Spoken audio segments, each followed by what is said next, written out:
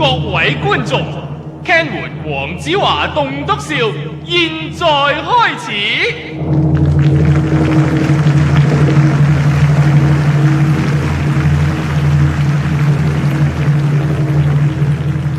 即係唔好意思啊，要大家等咁耐。咁咧，因為今日呢個 show 咧冇你上一次睇過咁長嘅，我好似幾日前都見過你哋啦，係嘛？冇咁長啊，咁所以咧就遲啲出嚟，等你覺得個 show 長翻啲。因為其實而家未開始㗎，9點鐘至開始啊，咁我出嚟同大家講幾句嘅啫。講笑啫，你成晚都係講笑㗎啦，你都知啦。咁咧就咁啊，唯有就係頭先咧講抽獎咧就唔係講笑㗎。咁啊，事實上今晚好多人咧。咁啊，前幾日嚟睇過，再嚟睇都係為咗抽獎嘅睇法係嘛？都唔會係為咗我嘅啫。咁好啦，咁啊唔好阻大家時間啦。咁啊，大家都好熟手噶啦。如果你第一次嚟，咁啊亦都係咁意講一講啦。抽獎嘅辦法咧就好簡單，就係喺呢個長刊啊開燈俾各位。係呢個長刊嘅底部就有個 number 嘅，喺呢個大約左下角度啦。係有 number 嘅，係個個我都識㗎，唔使入手啦。係好啦。咁如果你抽到你嘅説話咧咁你就會得到呢一副嘢啊！即係大力卜咧，以表示咧係真係好結實。呢一套叫 Ken 活嘅 UD3好嘢嚟㗎。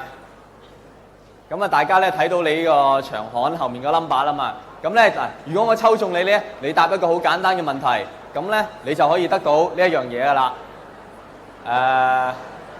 嚟咯喎！咁亦都係因為太多人每一次都以為我乜嘢都係講笑，呢個抽獎呢個唔係講笑嘅，各位係真嘅。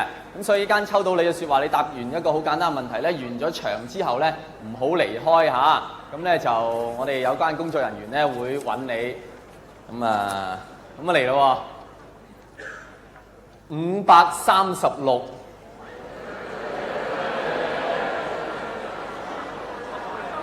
536，咁你需要答一個好簡單嘅問題。536係邊位咧？邊位啊？係嗰位女仔，係嗰位女仔。好啦，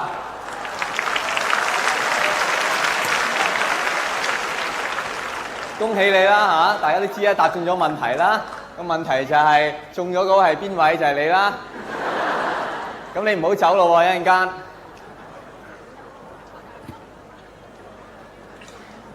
好，各位冇見幾日，你覺唔覺得我靚仔咗？覺唔覺得有啲似黎明？但係當然比黎明成熟啲啦，所以有啲人覺得我似黃昏多啲。唔係講笑嘅，你知唔知今年啊娛樂圈咧，啲人話有2個奇蹟，第一個咧就係尹光，第二個咧就係在下鄙人小弟啦。係啊。咁啊，當然啦！我聽到呢個消息咧，我就好驚，因為我唯一知道嘅所謂奇蹟嘅咧，就係聖母瑪利亞受聖靈感孕，處女生仔。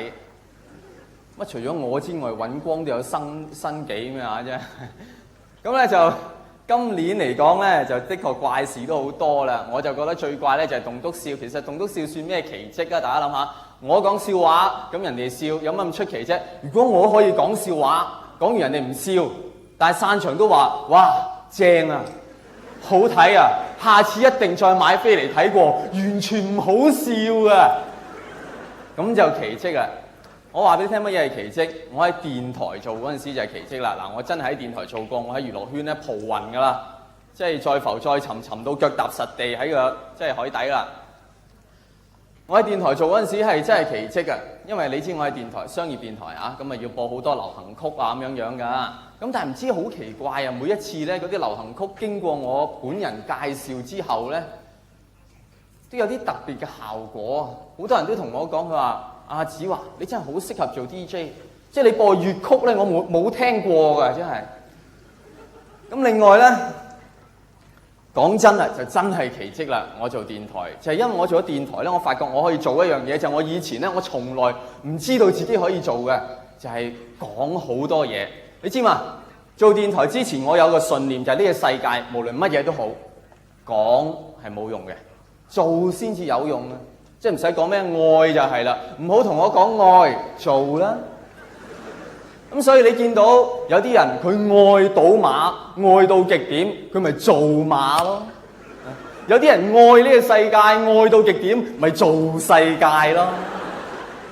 呢個世界咧得一樣嘢係講好過做嘅啫，就係馬克思主義啦。馬克思主義提倡一種人人平等嘅烏托邦，係好好嘅講。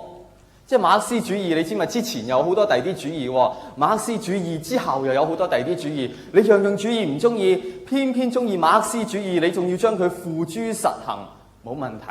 但我聽講咧，人哋試隻洗頭水啊，即係有冇用啊，行唔行得通咧，都會首先揾啲馬騮啊、老鼠咁試下，睇下驗唔驗眼先噶嘛。咁你一試馬克思主義，你揾咗成10億人嚟到試喎，你當佢哋馬騮定老鼠啊？咁都唔緊要，個問題呢班人醃眼醃咗好多年啊嘛。咁你係咪可以換過第二隻洗頭水咧嚇？譬如好似我知道蘇聯而家都轉咗隻好似叫做共產資本2合1啦，係嘛？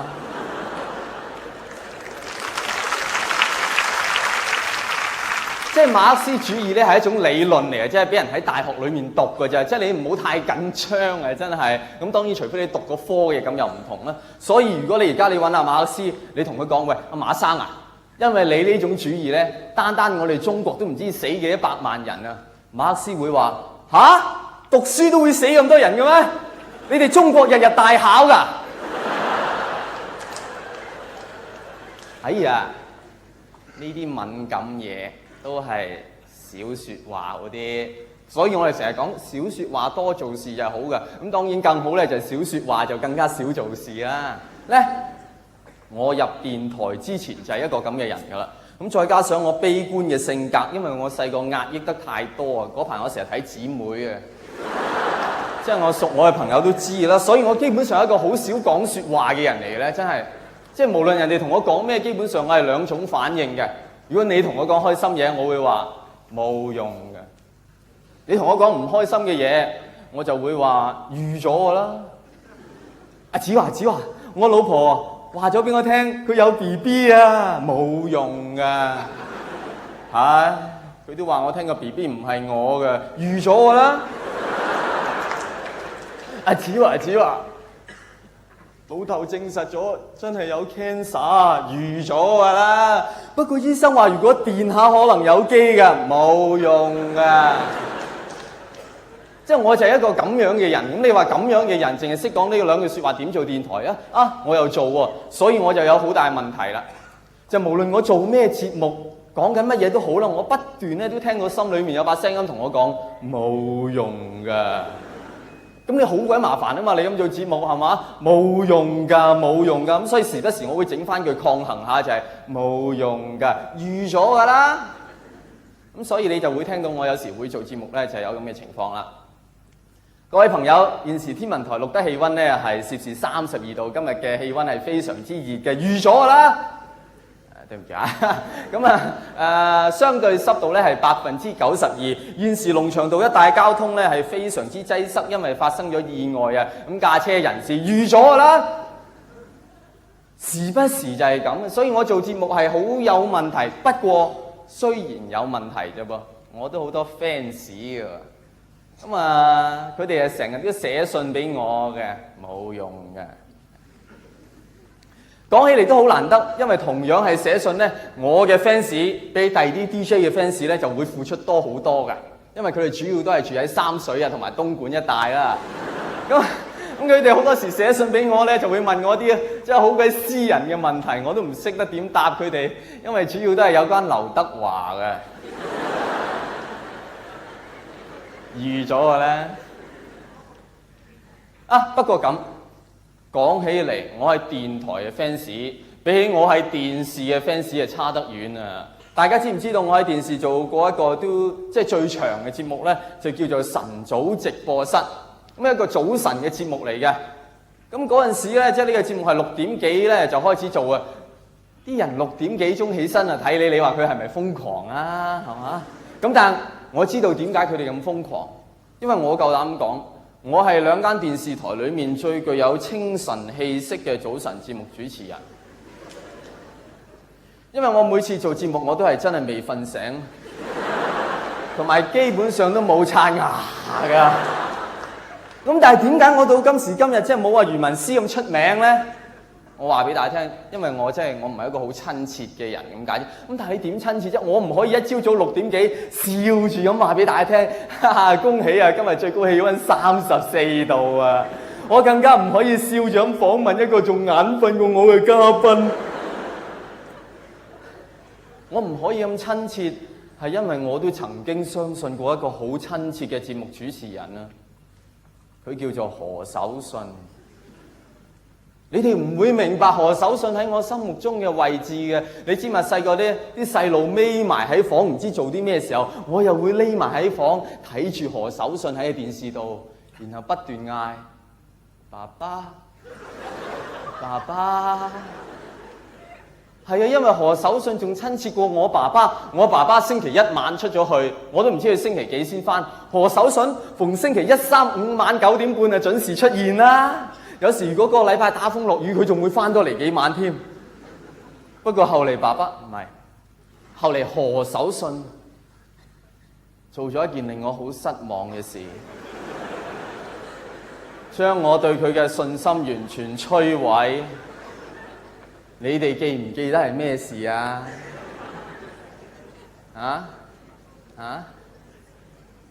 我聽到啲英文字母，唔係嗰啲事，嗰啲事因為現場好多人都有份做，係因為佢移民啊！你知嘛？啲人話人才外流，我唔覺人才外流嘅噃。我舅父移咗民幾年啦，我每年都見唔到佢一次。但何守信，我年年月月由細到大見住你，個個禮拜見住你，一個星期見你幾次。你話走就走，不留下一片雲彩，只留下我同埋人大代表。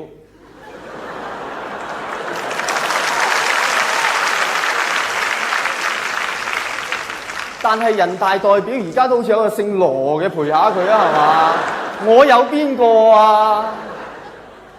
不過唔係，何守信之後又有一個亦都好親切嘅，叫做鍾保羅嘅陪下我。鍾保羅都真係好親切，喺自殺之前嗰個禮拜都好親切。點解可以咁樣？我到而家都唔明白點解可以咁，所以我唔可以親切嘅。我認住我一扮親切，一個禮拜之後就輪到我。我亦都做過編劇啦，無論電視台嗱，係真我所講嘅一切都電視台又好，電台又好，電影又好，我都做過編劇。我做電影編劇嗰陣時，一個老細佢就同我講，佢話我啲外文唔好啊，所以係炒咗我。當時我好嬲啊，即係我寫啲劇本寫俾香港人睇啫嘛，係咪？又唔係寫俾外國人睇，點解要講個外文好啫？你啲外文唔好，你啲翻譯就唔會好啦。你啲翻譯唔好，你點寫劇本啊？我哋香港嘅劇本主要都係靠翻譯噶啦嘛。咁但係我就好嬲，唔係㗎係嘛，老細，我哋香港人都有自己嘅生活，自己嘅一切，使乜下下要翻譯人嘅劇本？我自己都可以寫嘅劇本出嚟。你可以，你個撲，你可以寫自己嘅劇本係嘛？你寫得出我就拍咗佢，唔係講玩笑嘅。你寫得出我就拍，你寫3日之後交俾我，我真係寫唔出啦咁就。我寫唔出劇本，但我好識得欣賞人哋嘅劇本喎，各位。我到而家都認為全香港寫過最好嘅一個劇本呢，就係香港電台教育電視部製作嘅一個叫做《打電話問功課》嘅劇本。好似而家冇咗，我覺得好可惜，因為我覺得佢寫得好好就係咩？佢裡面嘅人物呢，好有英雄感啊！你問佢乜都識答嘅。請問你咩叫發雞盲啊？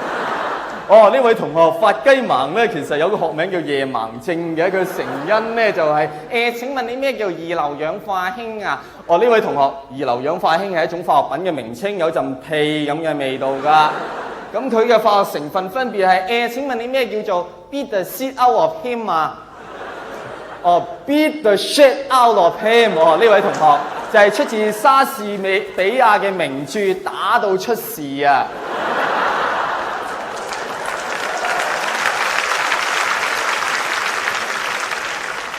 咁請問你乜嘢叫做人生的意義啊？哦，呢位同學，人生的意義咧就即係2個發雞盲成語，3個二流氧化氫，再加埋 beat the shit out of him 啊！好啦，聽日同樣時間咧，我哋再解答有關阿羅同學有關耳夢嘅問題啊！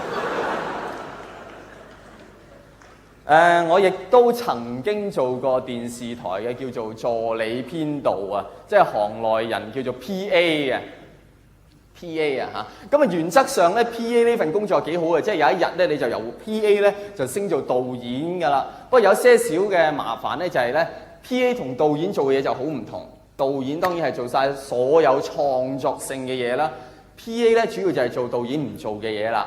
咁啊包括咗斟茶遞水、揾演員、揾道具、揾佈景、揾化妝、揾梳頭、揾黑社會講陀地費等等。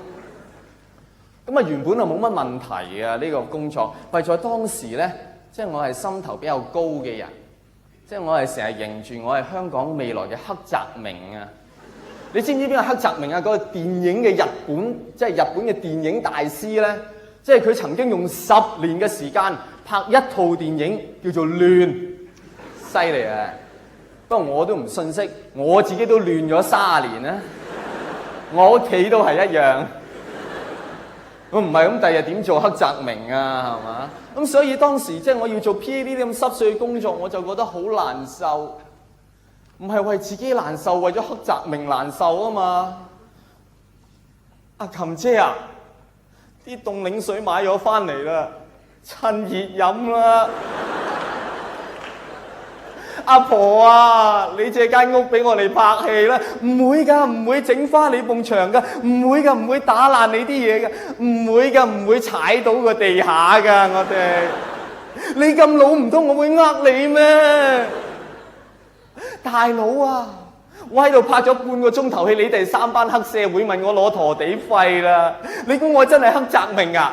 我拍緊聽歌學整車咋？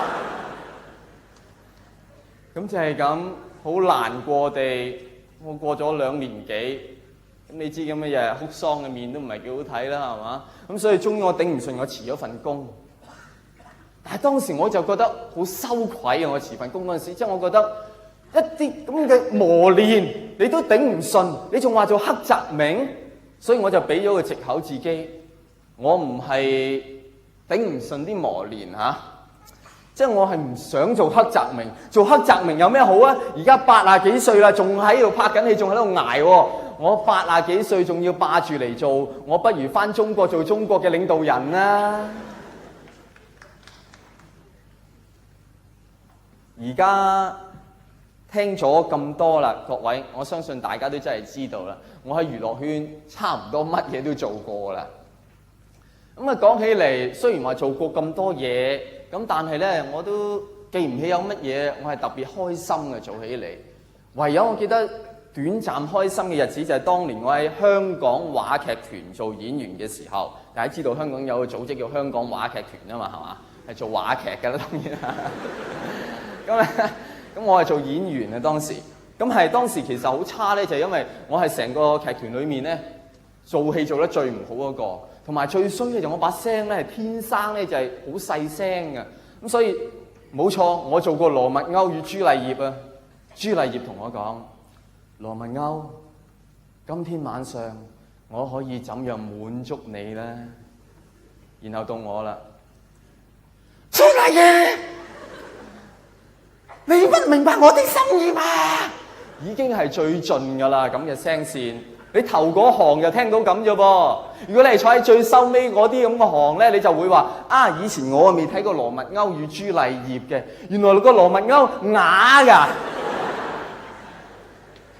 但係當時我好開心，因為我有得做戲。我亦都曾經做過香港電台製作嘅性本善劇集，裡面其中當然係做男主角啦。嗰集裡面咧，我有一個好年輕貌美、好賢淑嘅妻子，而我自己咧就係做一個都幾英俊下，年青有為嘅性無能。咁啊，我做得好唔好？我唔識得點去做，但係我好開心，因為我有得做戲。冇錯，喺8年前我加入娛樂圈嘅時候，我係始志要做一個演員嘅。點解我要做一個演員啊？因為我天生出嚟就有演戲嘅細胞㗎啦。嗱，我知道呢度好多人細細個你哋都中意玩下做戲，扮下嘢啊，扮下爸爸媽媽有冇啊？扮下結婚啊有冇啊？我細細個同我啲 friend 已經唔扮呢啲嘢，我哋一扮就係扮奸夫淫婦啊！但係唔知係咪我個樣比較正直啊？即係從來都冇份扮奸夫嘅喎。咁啊，唔係，亦都唔係扮淫婦，係扮淫婦嘅老公啊！雖然係咁，雖然我嗰陣時係全班 friend 裏面最細嗰一個，但係咧，我已經可以將一個淫婦嘅老公嗰種嘅愛恨交織，唔知點算，殺死人又想殺死自己嗰種嘅矛盾心情，表露得淋漓盡致。嗰陣時，我所有嘅 friend 都讚我，佢哋話：黃子華，你生出嚟啊，就係戴綠帽啦你！我亦都曾經喺加拿大拍過電視劇啊！唔係個個亞洲人都有份㗎。嗰一集裏面咧，我當然係做男主角啦，就係講我同一個西籍少女嘅戀情嘅。而我咧就係扮一個喺唐人街居住咗好多年嘅華僑，好難做嘅呢個角色。更加難嘅咧就係個導演咧係採取一種叫做即興嘅做法，即係話咧冇劇本嘅，你一坐埋，就做啊！好彩。我捉到嗰個角色嘅重點，我不斷咁樣同嗰個女主角講一樣嘢，由開場至收場就係 Pardon me what 啊？你講咩啊？What 啊？咁啊當然啦，呢一啲 call 都係好濕碎嘅 call 啫，唔足以令我成為一個好嘅演員。我真正嘅 call 係各位，我係讀哲學嘅。而李小龍都係讀哲學嘅。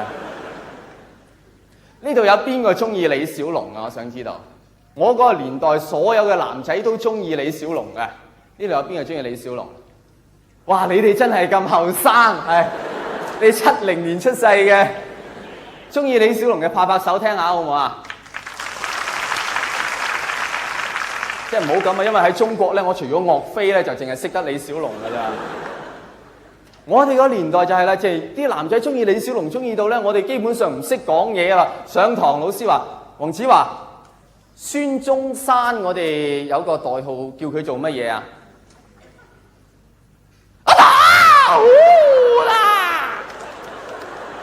黃子華，你出去企。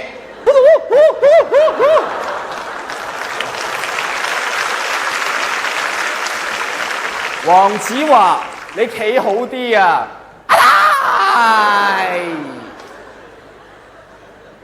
一般人都中意李小龍呢一啲咁嘅動作啊、聲線好多人都中意，我覺得好膚淺。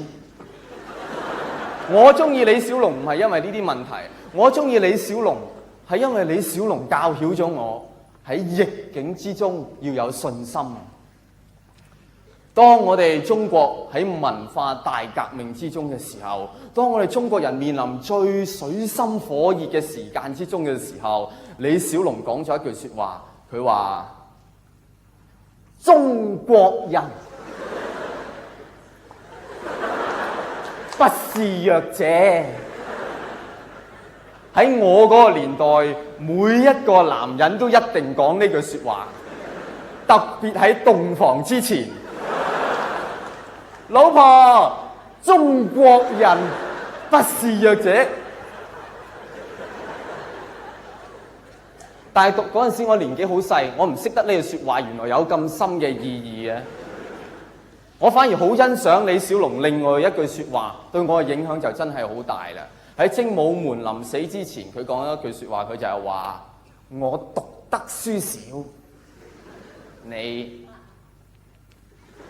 唔好呃我。我細個最怕就係讀得書少噶啦嘛。阿 Sir 一問你讀咗書未？嘿，讀咗。原來讀得書少都可以咁有型㗎。哦，以後就唔同咯。一到考試，我讀得書少，阿 Sir 你唔好考我。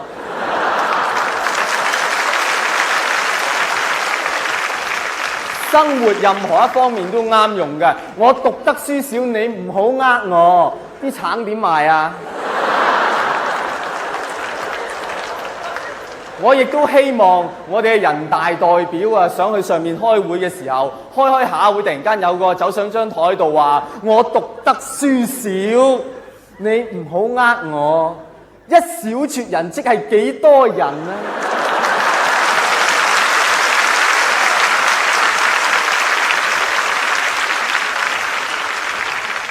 李小龍教曉我喺逆境之中要有信心。咁同埋你諗下，李小龍佢讀哲學嘅，咁佢識功夫，咁咪拍武打片啦。我讀哲學，我唔識功夫，我咪拍文藝片咯，係好啱噶。咁但係當然啊，一講到拍文藝片咯，咁啊仲要講埋我另外一個偶像羅拔迪尼路啦。佢唔喺度，唔使拍掌。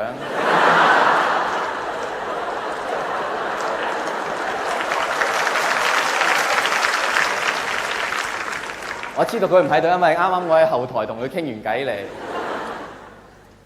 周潤發、周星馳，甚至陳慧敏都話中意羅拔迪尼路啊！我話俾你哋聽，佢哋一定冇我咁中意。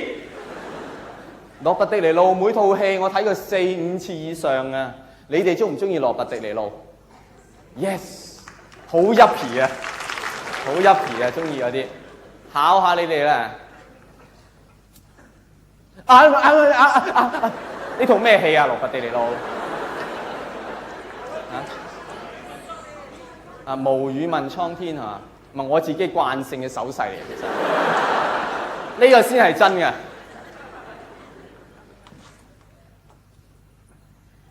You talking to me? You talking to me? Boom boom！ 呢套咩戲啊？的士司機啊，好嘢，係有些少羅拔迪尼路迷喺度，考得過呢個就好難㗎啦。OK， 呢個咩戲啊？係啊，做咗你就係做咗你先唔知先係叫好戲啊嘛。OK， 呢次真嘅。OK， 最後一個睇下你哋係咪真係羅拔迪尼路迷 ？OK，You want more? Fuck you! You want more? Fuck you! 呢套咩戲？Godfather 唔係，呢套咩？放啊唔係，因為我都唔知。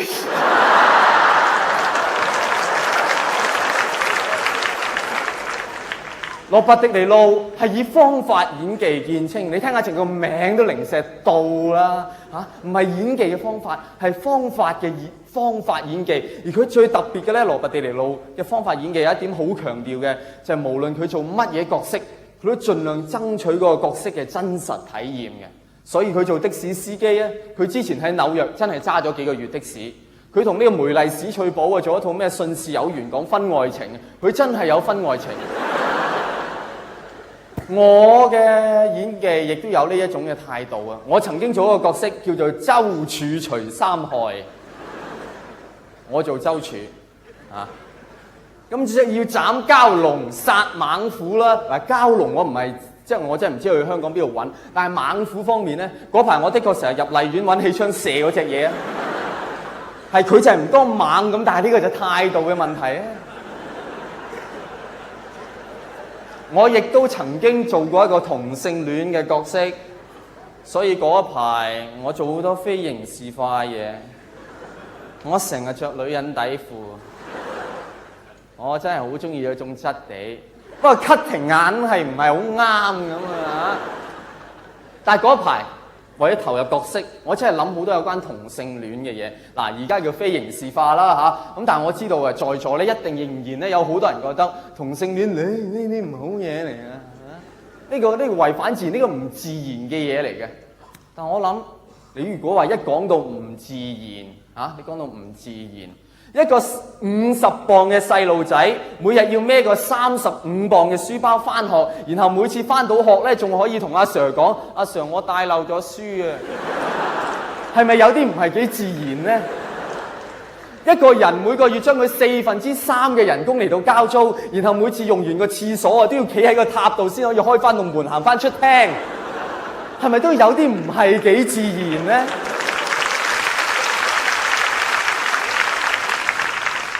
一個同性戀嘅人，咁佢明明淨係中意同佢一樣性別嘅人，你逼佢中意啲異性，咁其實都幾唔自然噶噃。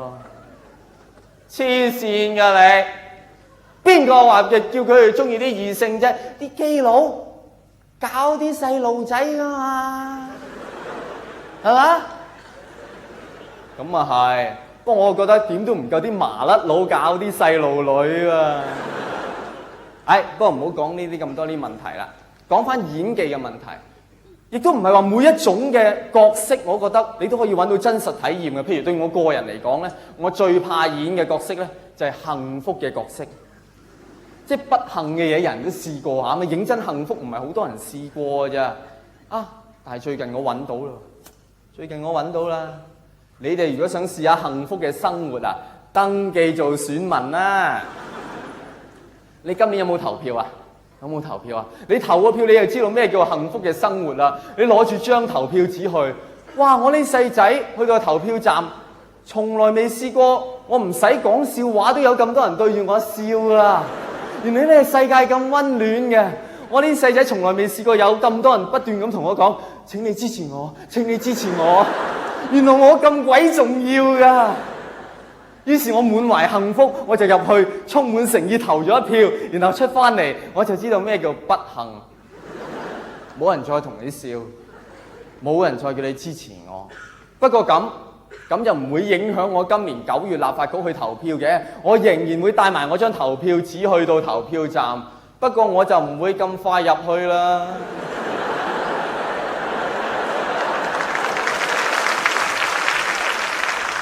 呢個好定嗰個嚇？講多次支持我啊！約埋你哋啊，一齊去啊！連幸福嘅角色我而家都可以演，我有李小龍嘅信心，羅拔迪尼路演技。喺8年前我就始志成為香港嘅小龍迪尼路。Are you talking to me？當時嗰種嘅心情呢，真係好理想。你諗下一個咁理想嘅心情之下，你會想點樣加入娛樂圈呢？當然都係用最理想嘅方法啦，係嘛？最理想嘅方法就係咩啊？俾星探發現咯。我成日發夢有啲咁嘅事情會出現。有一日行下街，忽然間呢，有個人拍拍你膊頭：先生，你想唔想做戲啊？如果唔係做主角，我覺得冇乜必要討論落去。咁呢層啊當然啦，片酬方面呢，唔好過7位數字太多。錢唔係最重要嘅，你邊個做導演啊？就今年呢個啱攞金像獎嘅王家衛啱唔啱你啊？等我諗下，好啦，橫掂呢20-30年我都得閒啫，即係應該係咁上下啊嘛，係嘛？所以咧我就即刻開始咗我喺彌敦道朝9晚5被星探發現嘅工作啊！咁你被星探發現，主要就係吸引人注意啊！你就唔可以好似普通人咁咯，你行路都要行得有型啲啊！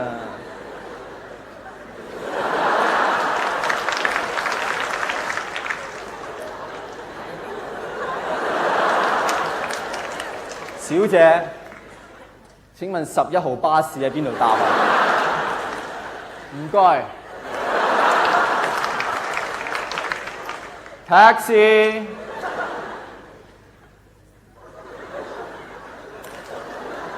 司機請問11號巴士喺邊度搭啊？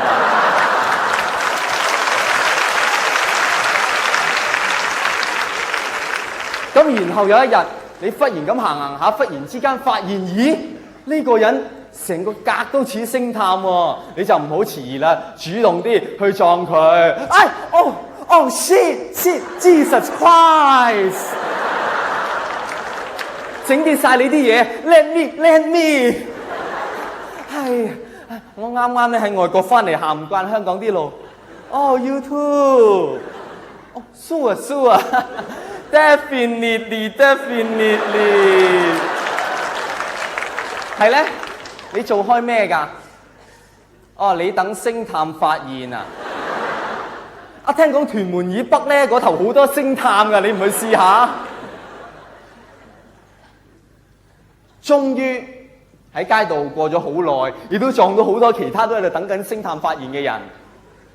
之後有一次果然俾一個星探發現，佢係屬於嗰啲廣告公司嗰啲星探咧。佢忽然間哇，真係威到啊！你真係好多人圍住你喎，會當眾問你你叫咩名啊？哎呀，你好啱拍戲啊！咁啊，同你當眾影相，然後問你攞電話你翻屋企等我哋電話。於是我唔喺街等星探，我翻屋企等電話。佢冇俾個電話我，佢以後都冇俾個電話我，直到永恆啦，佢都冇俾個電話我。然後我就明白，望夫石嗰嚿嘢咧，唔係等個老公等成咁嘅，係等電話等成咁嘅。你知唔知一個等電話等得耐嘅人，好無聊係嘛？佢會做翻啲咩？佢會打翻電話出去。首先啊，試下打電話問功課啊。跟住試下盡數心中情啊，可能跟住就睇怕要試下4蚊唔係而家6蚊1分鐘嗰啲啦。最後就可能要試下撒瑪利亞會。舊年啊，有成幾廿人啊自殺啊，有一半咧就為情啊，其他半為咩？多數為咗等電話啦。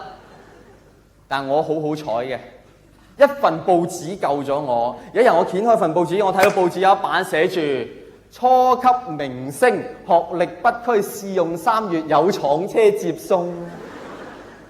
有興趣且請到佐敦道萬昌大廈6樓撳7字。第二日我即刻着上我當年最有型嘅圓領針織帽袖 T 恤、蘿蔔啤件牛仔褲，就去到佐敦道萬昌大廈撳咗7字。個門一開啫，有個女仔就即刻帶我入間房，見一個肥佬，肥佬半秒鐘都唔嘥就同我講，佢話：黃子華，我哋捧紅你，我有咩好處啊？我話俾大家聽，當時我嘅心情好嬲，我係靠真材實料嘅，我唔會俾錢人噶。我睇下我後面道門仲開住，所以我就同佢講：你閂翻道門先啦，我咩都制啊！我嚟啊！個肥佬嗱嗱聲截住我，唔該你扣翻啲衫先，唔該你扣翻啲衫先。OK。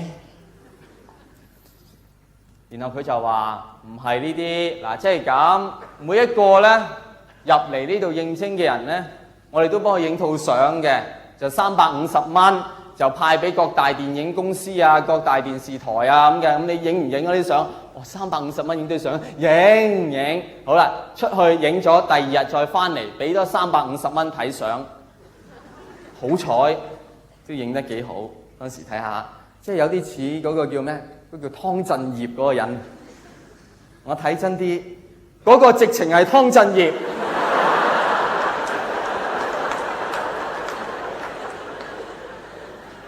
於是我就知道自己俾人呃咗啦，於是我就有幾分信心，我可能真係入咗娛樂圈啊！果然，第二日一朝早就有人打電話叫我去開工啦。咁佢叫我去電視台拍戲咁樣，咁我真係好熱心噶嘛，就梗係問佢要着咩衫嚟啊？我自己大把衫我可以帶嚟㗎嚇。咁佢話唔使啦。咁然後當晚我去到現場，我明白點解唔使，因為佢要嗰啲衫咧心口有個勇字嗰啲啊。你有冇啲咁嘅 T 恤啊？各位？我就冇啦。咁好啦，然後當晚8點鐘集合啦，12點鐘出發，凌晨3點鐘咧就拍到我啲茄喱啡啦。係啦，我哋咧就係做茄喱啡。不過大家唔好誤會喎，我唔係有咩唔滿意喎，因為喺我記憶之中咧，周潤發頭一次做茄喱啡係做咩？就喺啲衙門裏面做衙差啊，我就做兵喎。即係大家同樣係紀律部隊，佢就坐堂，我行必喎。我醒好多。3點鐘輪到我哋啲茄喱啡做戲咧，其實我一路都問嗰啲導演我，喂，可唔可以俾個劇本睇下？俾個劇本睇下，我都操下啲角色先得㗎嘛。個導演話唔使噶啦，好簡單。3點鐘我明白點解，因為我哋啲茄喱啡要做一樣好簡單嘅事，亦都係我哋最擅長嘅事，就係咩咧？就係死。我哋一行10個茄喱啡，6個已經瞓喺度死咗啦。就剩翻4個咧，連埋我在內咧，要企喺度俾矛吉死嘅。喺我之前嗰3個亦都一吉就死啦。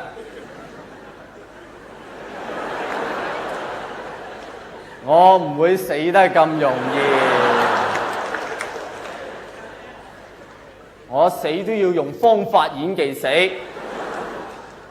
但係問題就嚟啦，羅拔迪尼路話方法演技你要揾到真實體驗，但係死去邊度揾真實體驗啊？我自問係未死過啊，少少都未死過喎。我亦都冇乜朋友死過翻嚟話我聽，喂，正啊，好過留喺屋企啊。但我突然間諗起，死我未試過啫，俾嘢吉我試過啊！我就幻想自己俾嘢吉到就嚟死咁，就係好辛苦。差唔多啦 ，OK 得㗎啦，導演嚟啦 ，camera，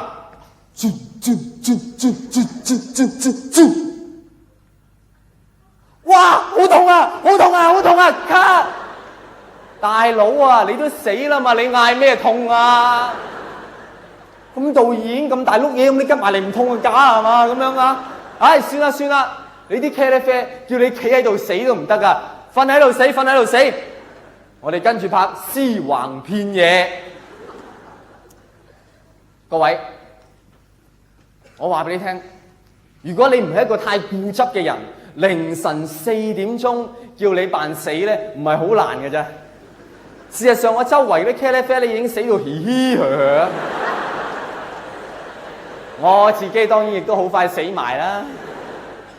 一死我就發咗一個夢，夢到我細個同我媽媽成日玩一個遊戲，即係前一排啲人咪好興猜枚啊，羅拔仔、孟加拉。我同我媽媽基本上就玩呢個遊戲，不過有些少唔同，即係字眼上我哋係咁玩嘅。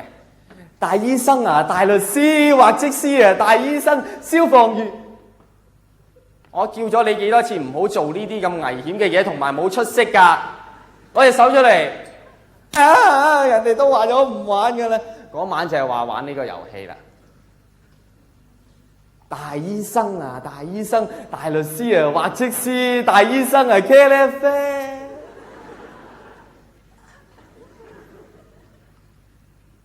好奇怪，媽媽冇打到我喎。嗰晚喺個夢裏面，佢淨係行埋嚟摸住我個頭，然後不斷話生嚿叉燒。生嚿叉燒，於是我就莫名其妙地喊起上嚟，眼淚流到滿面都係，跟住流落條頸度，跟住流落身度，跟住流落褲度，成身都喊到濕晒。我擘大眼，原來真係濕晒，因為落緊雨啊嘛。所有茄喱啡都醒晒啊，但係冇人夠膽起身，因為大家都聽唔到導演嗌 cut 啊嘛。咁但係哇，啲雨越落越大，唔係路啦，都要一齊咧匿埋一邊避下雨啦。好啦，一避雨呢個時候就有一個舞獅走埋嚟同我哋講一句嘢，亦都會係全晚最3級嘅一句啦嚇。預備啦喎，個舞獅對我哋10個茄喱啡話：屌你老味，落咁撚大雨！你都唔識避，你哋乜你咁撚豬㗎？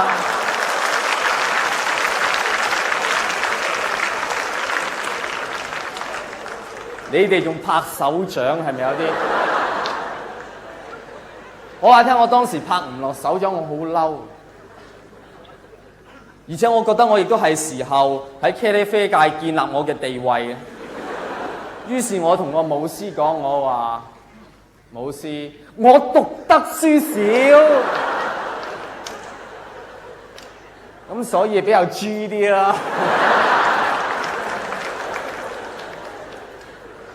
嗰晚扣除咗茄喱啡公司嘅佣金，扣除咗我哋食飯錢，扣除咗我哋搭車來回嘅費用，嗰晚總共係賺咗10蚊。呢10蚊我今時今日仲留喺度，因為佢對我嚟講好有意義。我知道我哋在座好多人一生人做好多嘢，係咪揾好多錢？但係好多人係做一啲佢唔中意做嘅嘢揾翻嚟嘅啲錢，嗰啲錢唔馨香。我呢10蚊冇錯，係俾人屌，捱通宵，俾雨淋，但係最緊要係我做我自己中意做嘅嘢揾翻嚟嘅。呢10蚊代表咗光明同埋盼望啊！各位係特別適合用嚟買6合彩嘅。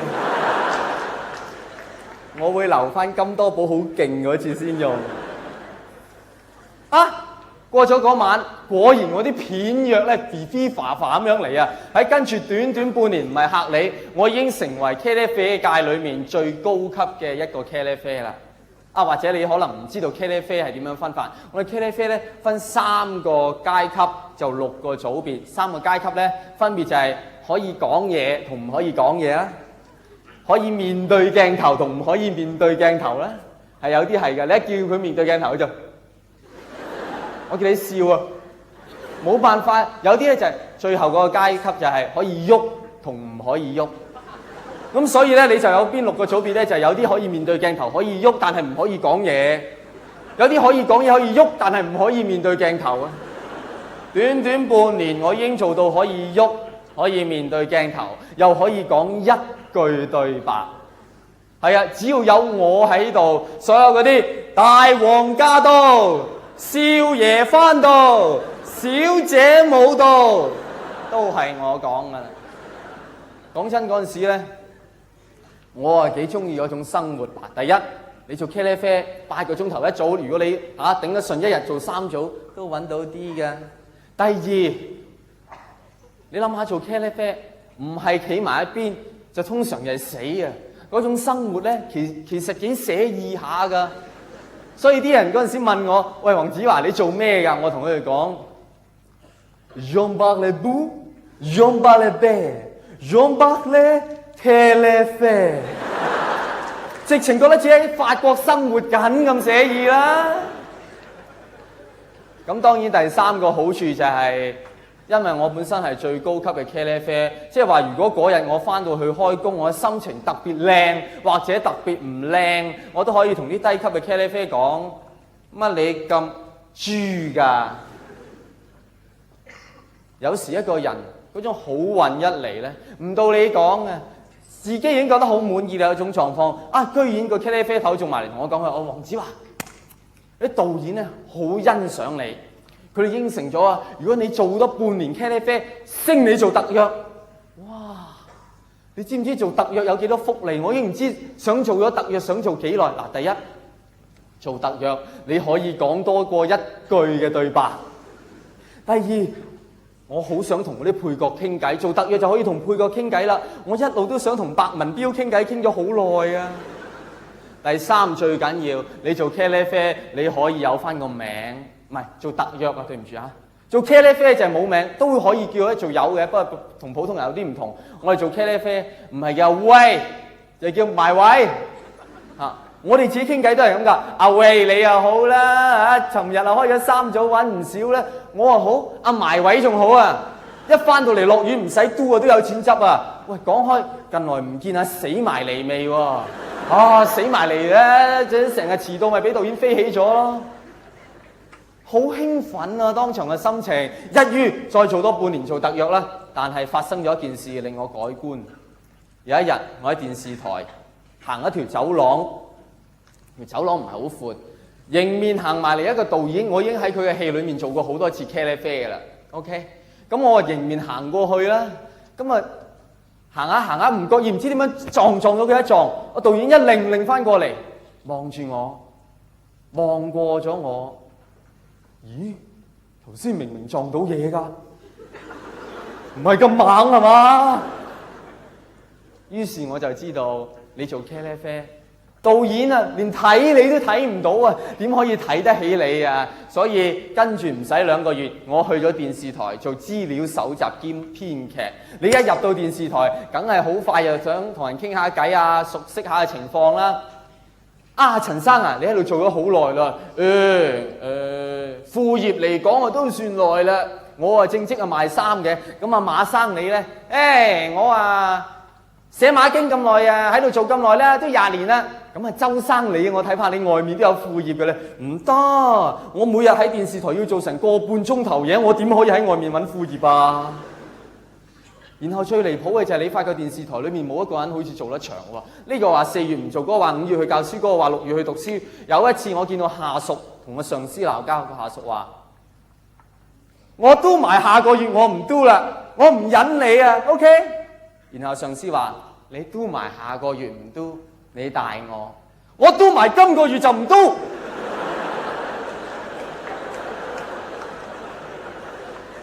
冇一個人留得長嘅。當時我哋淨覺得我自己係成個電視台裏面最長情嘅一個，無他嘅，我想做藝員啊嘛。你諗下，呢個又係導演喺電視台裏面，呢個又話監製啦，個個都係星探啦。我使乜走出街揾星探咁慘啊？我唔會幫自己留下任何嘅顏面嘅。我見到任何一個啲人，我都會即刻同佢講：在下三水黃子華，人稱小龍迪尼路，願為閣下效力。我最中意撞到啲監製咧，就喺個 lift 裏面冇得走啊！你咪拍武俠劇嘅監製？你住幾多樓啊？等我嚟啊！我幫你撳得啦。哇，4字，係啊，玩過下嘢咁噶，整個旋風腿你睇下咧。到啦，睇住，監製，華山再會，冇可能有人唔識我啊！成個電視台，所以終於唔使3個月，藝員部嘅經理就約見我啦。一行入佢間房，個經理同我講，佢話：哇好客氣喎，子華係嘛？好似好熟咁喎，子華係嘛？好多監製啊、導演都同我提過你嘅名啦，你唔使再咁樣證明自己啦。我哋覺得咧，你都唔係好適合做藝員。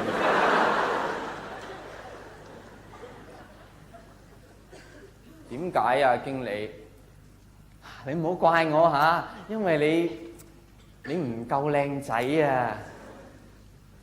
就係咁就係經理。我某啲角度都算得係醜嘅，咁就。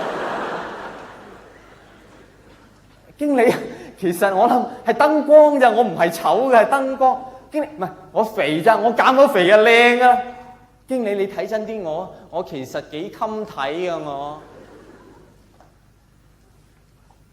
經理，如果你叫我入嚟，你話我聽我唔可以做戲，係因為我講粗口，因為我紋咗身，因為我讀得書少，我認命。因為我自己攞嚟嘅，我自己要負責任。但係如果你叫我入嚟，話俾我聽我唔可以做戲，因為我生得唔夠靚仔，你唔應該揾我啊，唔關我事噶噃。你應該揾我爸爸媽媽，係佢哋搞成我咁嘅。OK， 以後邊個唔靚仔，佢爸爸媽媽唔准做戲。經理，我唔係一個唔負責任，我唔係一個唔負責任嘅人啊！你知唔知我為咗我爸爸媽媽短短幾秒鐘嘅快感，唔係多數淨係為咗我爸爸短短幾秒鐘嘅快感，我捱呢嚿嘢捱咗成30年啦！你估做我好容易㗎？我細個成日讀書唔合格，考試成績唔好，我冇叫過屋企為我負任何責任㗎，我自己簽翻晒啲成績表俾翻老師。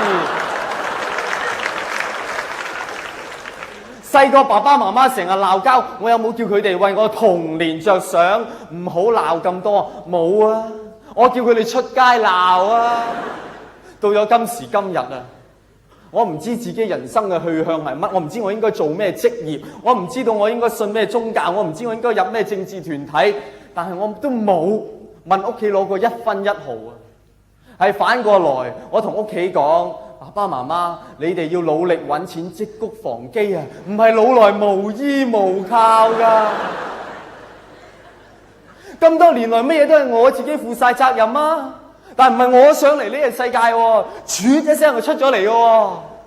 你去睇戲啊，你事前都有影評話俾你聽，呢套戲幾多粒星啩？我啊喺個子宮裏面有冇人入嚟話我聽？黃子華唔好制啊，唔好出去啊！而家地球生態環境好差，唔知邊有個大咕窿啊！避孕套就嚟都要用完再用啦。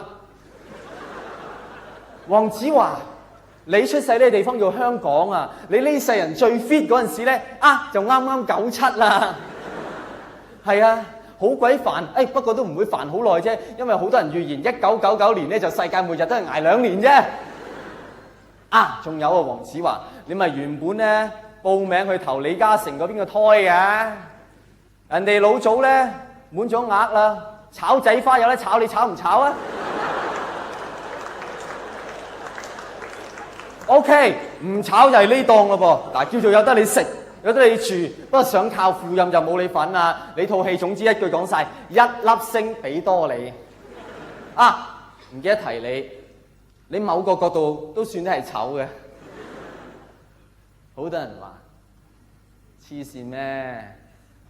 女人就話要靚啫，你睇下啱啱咁選完啦，係咪？